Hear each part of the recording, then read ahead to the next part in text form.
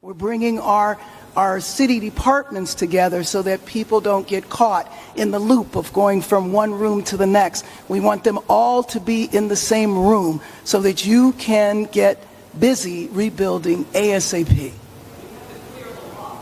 Absolutely. Yes.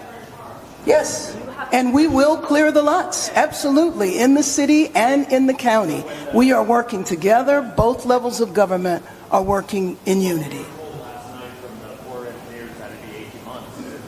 Months? Is it like we that's the answer that we got, and that's what we're all hanging on? Yes. So if you're telling us now faster, is it 6 months? Is it, I mean, all of our lives, rents, all this stuff is weighing on this. 6 months is no good. And the number one thing that we are going to do immediately, and you will see this happen, is to clear out the debris. And you know, we're concerned right now over the weekend because of the potential rain, but we are going to move as fast as we can, but we want you to be safe, and we want you to be back in your homes immediately. But the people are willing to clean out their own debris. It doesn't cost a lot. Yes, and they can.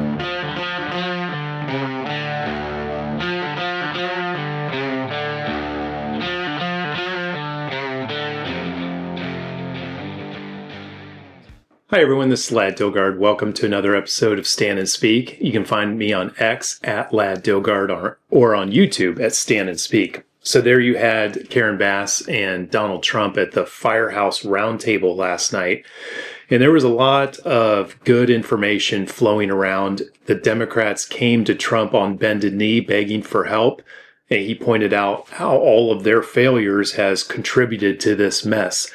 Today's fact of the day is something I wanted to throw at you from the Wall Street Journal. It said that the permit application for Palisades residents requires property owners to schedule a visit by a state parks representative and takes 8 weeks to be processed and costs $150 if you want to clear brush from state lands around your property that are dried up and are going to be fire timber. So this is unbelievable. It's a $150 fee for permission to remove brush from state parkland. So if you are surrounded by land and the state and local government is not cleaning it up, which they don't do, and you want to go clean it up yourself, got to pay $150. Somebody has to inspect it. It takes 8 weeks. You can't just go out there with a weed whacker and a chainsaw and clear this stuff up. But you're required to clean up your own land, and it has to be 100 feet or 200 feet away from a certain structure. And if you don't, the city or the county will cite you. So that's a big deal. So let's watch the rest of the Karen Bass, Donald Trump exchange here. 2 years. If a family... The people are willing to get a dumpster and do it themselves and clean it out. And they can. There's not that much left. It's all incinerated. That's right. And, you know, it's just going to take a long time if you do. You can do some of it, but a lot of these people, I know that guy right there that's talking. I know my people.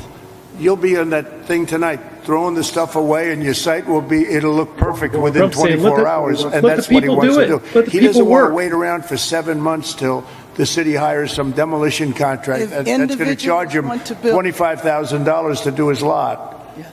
I think you have emergency powers just like I do, and I'm exercising my emergency powers. So there you have it. So Karen Bass is saying we can never be too safe. We can't let people back on their property to sort through their burned out houses. They've got armed guards and barriers keeping people from going back to their property. And this guy is saying, can I just go there and clean stuff up, get a dumpster, clean up the property, get ready to build?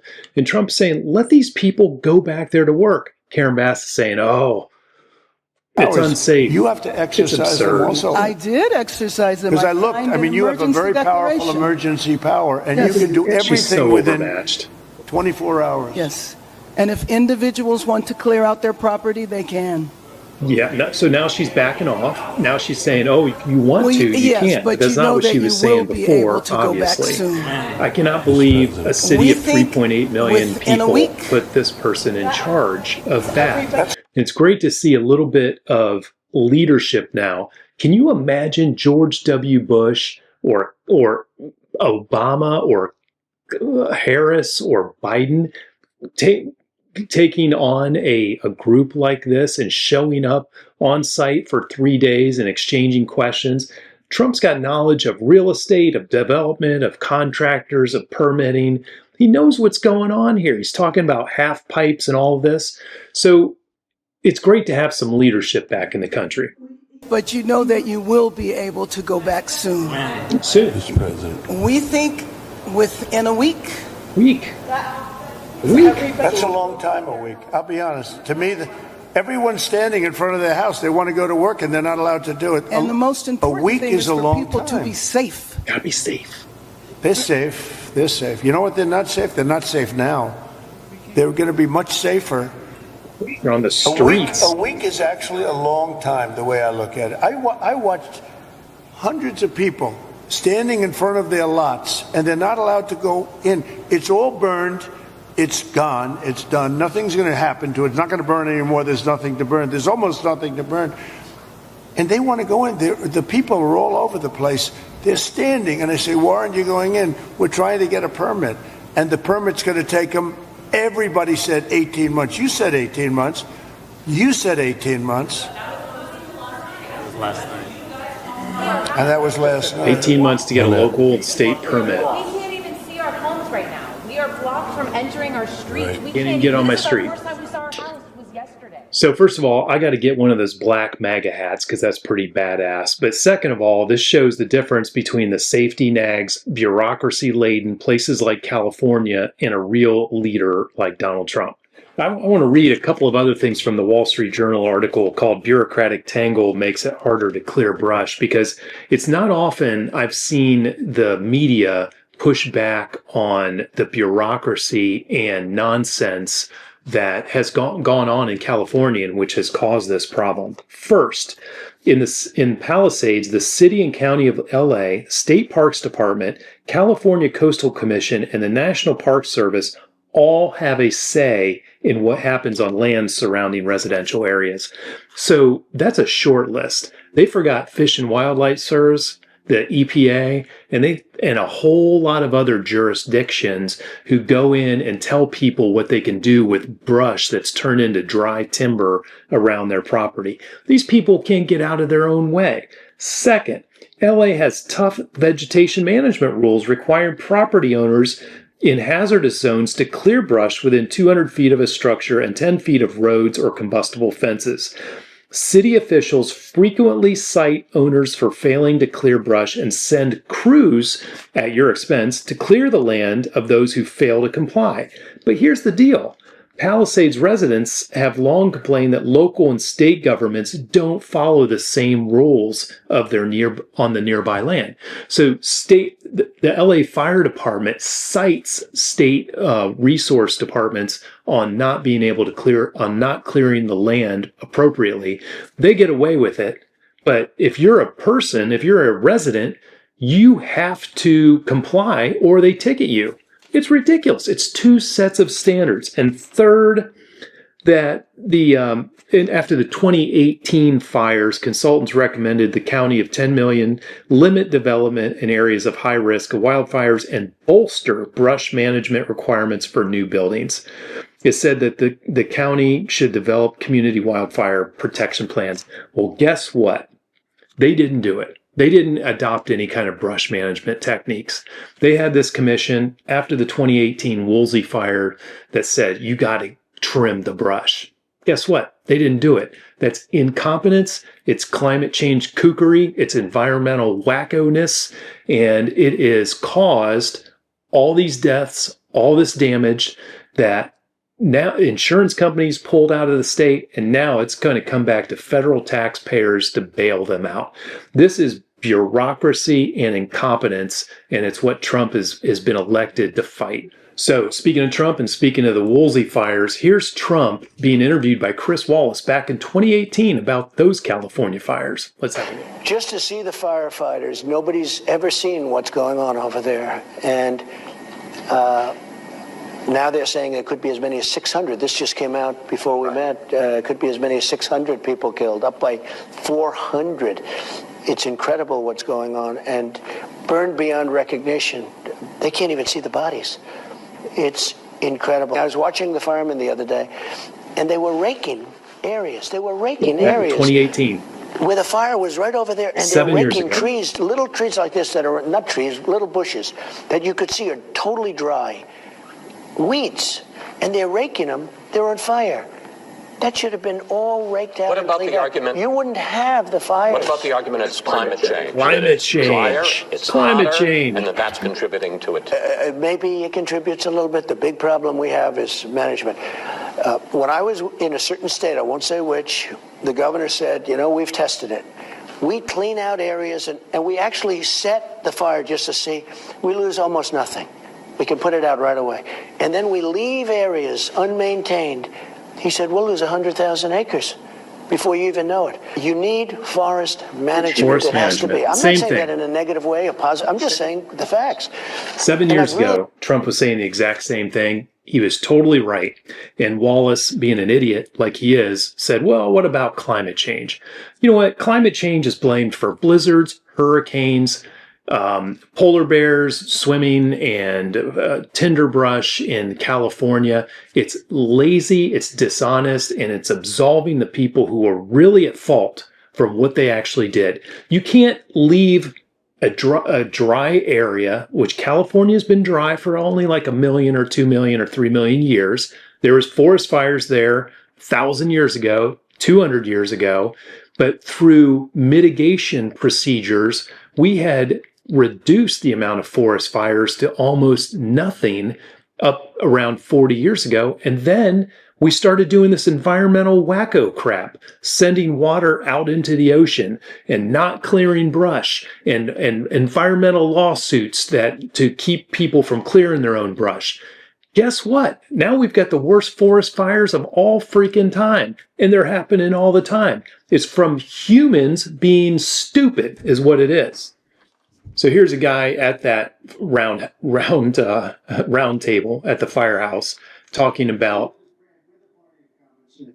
how environmental lawsuits has kept them from cleaning up an area. Have a listen. All right. Thank you, Mr. President. Mr. President, I'm Jay Obernolte. My district is just a bit east of here. Yep. And you were talking about the need to better manage our forests and our wildlands to prevent this from happening again. And you were so right about that. Just last year, a couple months ago in October, they put out a fire. The line fire in my district was over twice as big as the Palisades fire. And they put it out less than a mile from my house in an area where we had done thinning. And they stopped the fire, Mr. President, on a fire break that we had built a couple of years ago. Right. We have an area just on the other side of my community that hasn't been thinned in decades because it's being held up by a lawsuit from an environmental group that says we're going to reduce habitat. Mr. President, we need to, in addition to getting resources and boots on the ground to do this treatment, we need to reform our legal system to prevent these lawsuits from tying up these projects for years and years and years. And not to say that the merit shouldn't be heard, but we need to hear them and we need to move on, resolve them. Is this a state group? State or federal group? This is a local group. So they go on to talk about lawsuit mitigations, loser pay, the trial lawyers, how powerful their lobby is. And he points to a Democrat congressman there, Brad Sherman, and says, hey, why don't you get the trial lawyers to buy into loser pays, which would drop all of these lawsuits because, this is tying up the courts. And Brad Sherman says, I'm not able to do that. But here is Trump blasting Sherman, Democrat, for all the insurance companies pulling out of California and leaving these people uninsured. Insurance companies said, there's no water in the fire hydrants. You're not clearing the brush. This is a tinderbox. We're out. And they moved out. What are you going to do? Have a Go listen. ahead. Mr. President, without your help, they're only going to get $43,000 from the federal government, even if they have a half Well, you million dollar did something, loss. Brad, where every insurance company in the country left California. That's why you have no insurance, because you made it so impossible. People that think like you made it so impossible. He didn't like that. And Brad, me, every Mr. insurance President, company. How about the I don't know what I'll tell you this about my thinking. I've never seen a state where almost nobody has insurance. And I said, what happened? And they said like 6 months ago, they all left. And 2 years ago, they had different, quadrants, but they left. And you have very little insurance here. I mean, I've never seen anything like it. We had a lot of insurance companies pull out, but I have no and idea. the insurance companies actually have been warning you. Now, I'm not a big fan of insurance companies. Okay, they have their big drawbacks too. But the insurance company, I read the papers very well. And, they've been warning California for a long time. They've also been saying, we want water. You don't have water. You're supposed to get fire insurance. And the insurance company goes, you don't have any water in your fire hydrants. So it's a tough situation. So insurance companies are businesses that run on risk, and they hope to pull in more money in premiums than they pay out in claims. That's the way it works, and it's been working like that for a long time. But when you see an area that has really high risk, and you can't outpace that risk with increased premiums or tax-friendly situations or whatever, you're pulling out if you're an insurance company. They warned California's leaders that this was an untenable situation. California's leaders did jack squat nothing. They didn't take on the environmentalist crap. They didn't actually start doing their jobs on clearing brushes. So guess what? The insurance companies left. That's what happens when you play with this stuff. It's just amazing. So there's one more part of this which I thought was pretty funny, and that's FEMA. And the video we're showing right now is actually from a round table after Trump visited North Carolina and the hurricane damage. And I gotta say, he was pissed. He went down there and he's like, look at all this stuff that's still damaged. It's still broken. Where's FEMA? They were supposed to come in and clean up. And we saw things online of what they were doing, which wasn't much. We heard about people, FEMA supervisors saying, hey, don't go help the Trump homes with the Trump signs and stuff like that. But FEMA is a bureaucracy, a big one. And they're slow and they're not good at what they do. So Trump is saying here, every state needs to have their own FEMA. Have a look. I'll also be signing an executive order to begin the process of fundamentally reforming and overhauling FEMA, or maybe getting rid of FEMA. I think, frankly, FEMA is not good.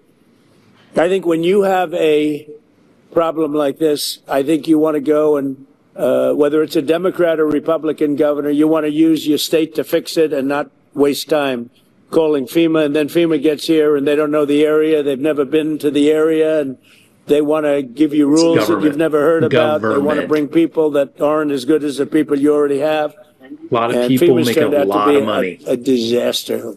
And you could go back a long way. You could go back to Louisiana. You could go back to some of the things that took place in Texas. It turns out to be the state that ends up doing the work. It just complicates it. I think we're going to recommend that FEMA go away.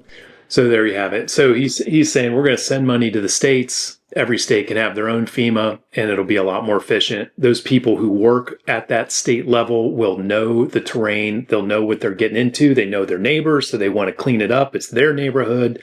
You've got somebody from Connecticut flying out to California to clean up a California forest fire or something.